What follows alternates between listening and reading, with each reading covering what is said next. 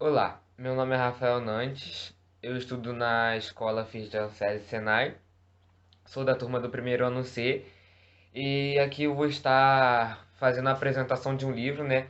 Meio que um resumo, falar sobre alguns personagens da obra Alto da Barca do Inferno. Então, essa obra, ela foi escrita por Gil Vicente e foi escrita em 1517. Ela representa o juízo final católico de forma satírica e com forte apelo moral.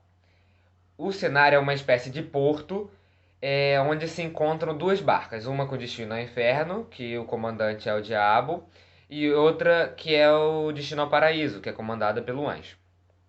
Ambos os comandantes, né, o anjo e o diabo, eles aguardam os mortos, que serão as almas que seguirão ao paraíso ou ao inferno. O primeiro a chegar é um fidalgo. Ele representa a nobreza e é condenado ao inferno por seus pecados, de tirania e luxúria. O diabo ordena ao fidalgo que embarque. Só que aí ele, arrogantemente, julga-se merecedor do paraíso, pois ele deixou muita gente orando por ele, né? Rezando ali por ele para ele poder se encaminhar para o céu. Só que aí ele vai e ele é recusado pelo anjo. Então ele encaminha-se frustrado para a barca do inferno, mas tenta convencer o diabo a deixá-lo rever sua amada, pois ele dizia que ela estava sentindo muita falta dele, porque ele morreu e tal. Então, só que aí o diabo vem e fala que ela estava enganando, né? Então podemos já pensar que ela estava traindo ele. Aí depois vem um agiota, que ele também é condenado ao inferno por ganância e avareza. Tenta convencer o anjo a ir para o céu, mas não consegue. Também pede ao diabo que o deixe voltar para a terra, né, para pegar a riqueza que ele acumulou em toda a sua vida. Mas é impedido e acaba na barca do inferno junto com o diabo, levando ele. E aí chega o frade. O frade é o quinto a chegar, com a sua amante. Chega cantarolando e tal, sente-se ofendido quando o diabo o convida para a barca do inferno, pois sendo representante religioso, creio que teria perdão. Só que, para entendermos melhor um pouquinho, o que ele só foi condenado para o inferno por falso moralismo religioso.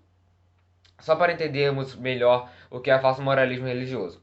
É uma pessoa que julga a outra moralmente, pautando-se em preceitos que ela nem segue nem acredita. Então ela critica a outra, ela julga a outra, fala que a outra está errada, só que ela também não acredita naqueles preceitos. Tem muito a ver com a hipocrisia. Aí, por final, os últimos a chegarem são os quatro cavaleiros. Aqui eu só estou citando quatro exemplos, quatro personagens. Eles chegam à barca, quatro cavaleiros que lutaram e morreram defendendo o cristianismo, né? Nas cruzadas, porque antigamente, nesse tempo ali que foi escrito, existia muito as cruzadas, em que a igreja católica ela ia lutando para conquistar terras e expandir, né, o cristianismo, o catolicismo. Então, esses são recebidos pelo anjo e perdoados imediatamente, porque eles lutaram pela igreja, defendendo os seus preceitos, é, e defendendo ali, sendo leal à igreja, seguindo certinho as coisas que a igreja pedia.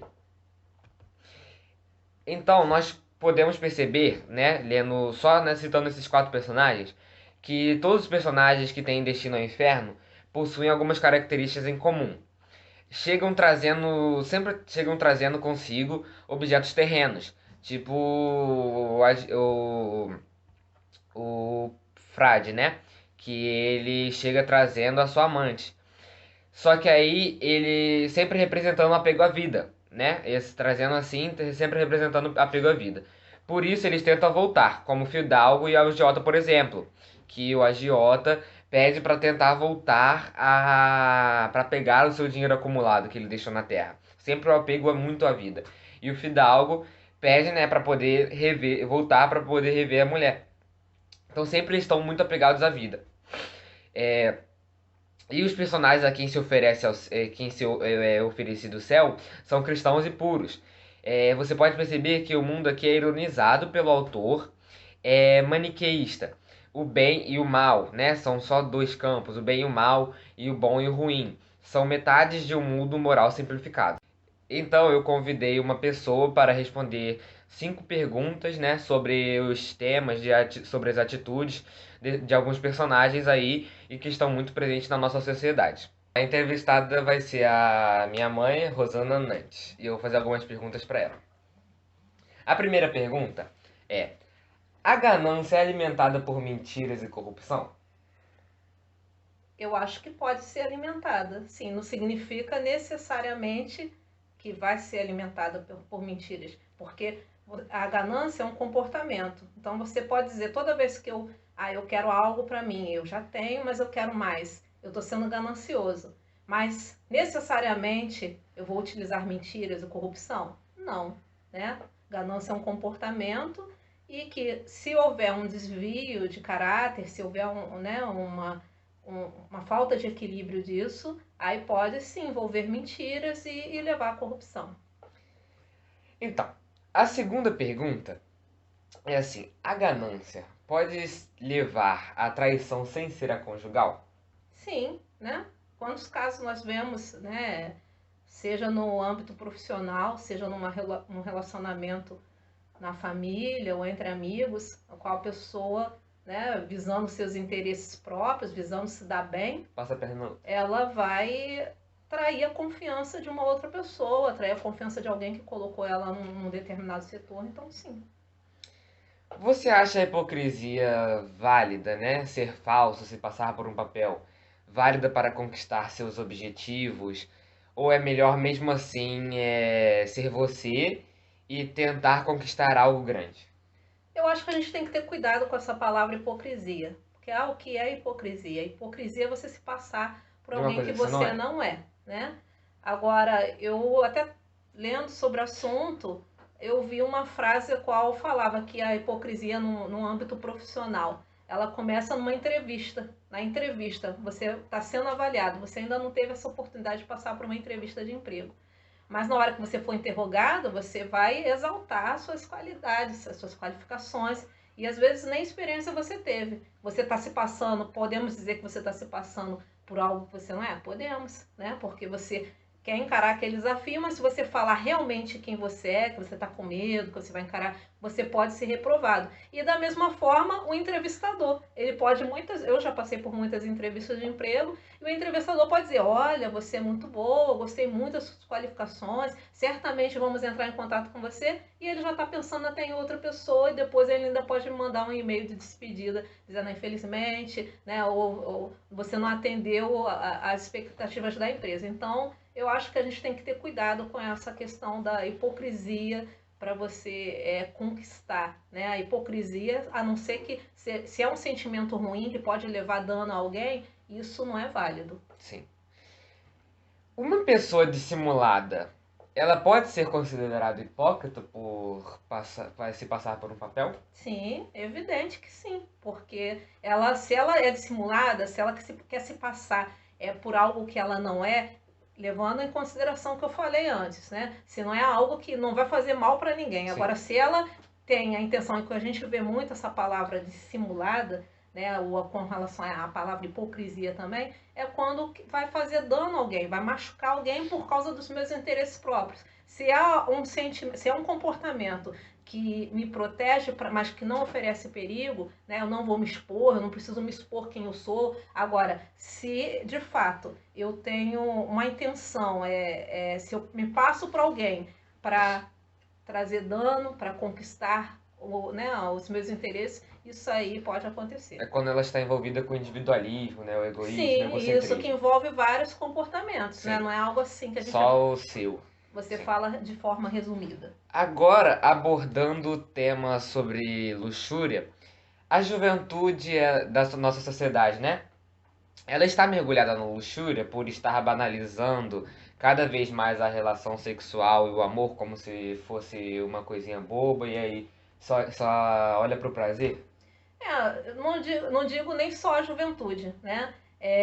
O que é a luxúria? A luxúria é um desejo desenfreado pelo prazer.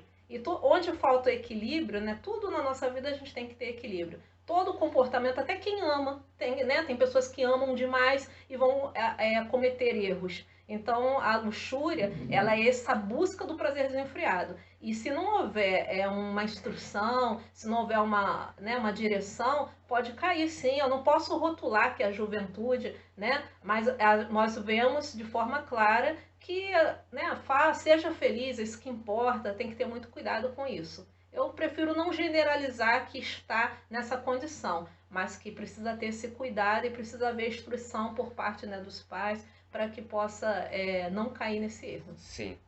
Então, esse foi o trabalho, meu relato, né, sobre o livro, citando alguns personagens e a história, né? E muito obrigado à minha mãe aqui por ter participado, respondido algumas perguntas, né, essas 5 perguntas sobre esses temas que o livro aborda, né, no livro, na obra de Gil Vicente. Muito obrigado. Muito obrigado pela oportunidade, espero que tenham gostado, que tenham explicado o livro assim, e nós podemos perceber também, só para finalizar, que esses comportamentos estão muito presentes na nossa sociedade. Só que o importante é ter o equilíbrio entre eles. Né? Você ter a ganância demais, você pode ter um pouco de ganância porque você quer conquistar coisas grandes, mas você tem que ter aquele equilíbrio. Né? Posso fazer né, só acrescentar algo? Todo comportamento ele é necessário esse equilíbrio, porque uma pessoa desejar crescer não tem mal nenhum. Agora, quando esse crescimento passa outros sentimentos, né, como a questão do amor ao próximo, como a questão, né, de você respeitar as pessoas, então é algo que vai causar dano. Então tudo é necessário ter equilíbrio. Na sociedade nós vamos lidar com pessoas, né, seres humanos, que você vai ter todo tipo de comportamento que necessita, né, sempre estar passando por uma reavaliação. Será que eu estou agindo de forma correta? Será que é prudente eu agir dessa Sim. forma? Eu acho que isso é importante. Então, esse foi o trabalho, muito obrigado, espero que tenham gostado. Valeu!